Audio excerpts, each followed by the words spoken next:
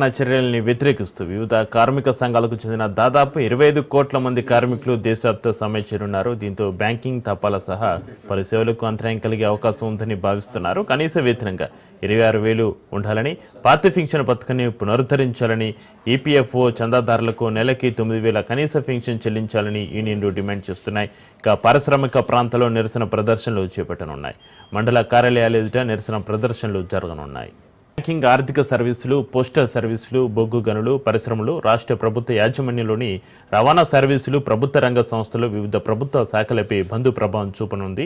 ఇక బ్యాంకు యూనియన్లు విడిగా సమ్మె నోటీసు ఇవ్వనప్పటికీ ప్రభుత్వ సహకార బ్యాంకుల ఉద్యోగులు బంద్లో పాల్గొంటారని యూనియన్ల నిర్వాహకులు ప్రకటించారు. కొన్ని ప్రాంతాల్లో బ్యాంకు కార్యకలాపాలు, చెక్ ప్రాసెసింగ్, ఖాతాదారునికి సేవలను అవంతరాలు ఏర్పడే అవకాశం అయితే ఉంది.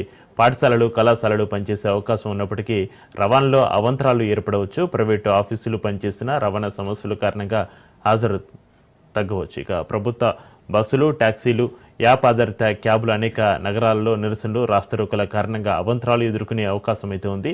రైల్వే